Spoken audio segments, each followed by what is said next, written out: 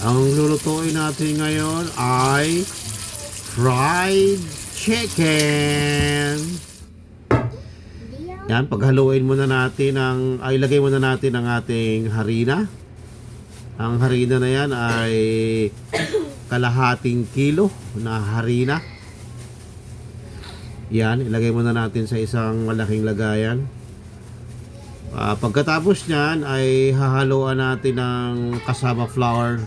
Yan, mga 1 cup na cassava flour. Yan. Yan. Tapos lagyan natin ng Tasty Boy. Isang Tasty Boy lang ilalagay ko dyan para may lasa. Tapos i-mikos-mikos na natin yan. Mikos-mikos hanggang sa magkahalo-halo na ang lahat, ma-combine na ang lahat. Tapos nandyan na yung ating na-marinate na natin na chicken. Kagabi pa yan. Lagyan natin ng ginisa mix.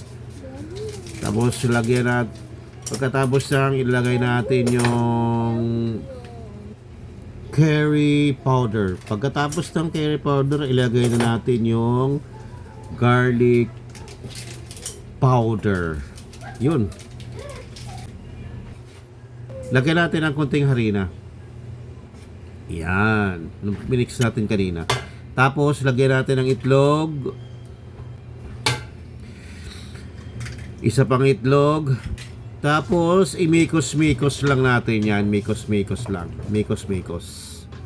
Mikos-mikos lang natin. Yan. Hanggang sa magkaganyan na yung itsura niya. Pagkatapos niyan, ihalo na natin siya sa ating harina. Yan. Nandiyan na ang ating harina. So, ilalagay na natin ang ating chicken dyan para ma-coat na ng harina. Yan. Lagay natin. Naglagay muna tayo ng 3. Yan. I-coat lang natin ang ating chicken.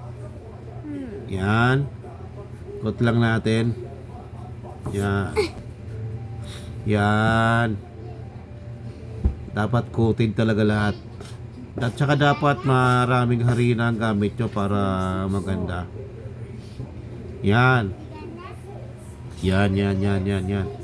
Isa pa. Kulang pa ng isa. Lagyan pa natin ng isa. Yan. Kukot lang natin ang maigi yan. Yan. Yan. Okay na yan. So, magpiprito na tayo. Lagay na natin. Yan. Diretso na natin sa mantika. Yan. Piprito natin. Yan. Yan. Pagkatapos ng ilang araw, ay luto ko na ang ating fried chicken. Yan. Pwede na yan. Sarap na yan. Wow. Sarap na oh. Crispy na yan.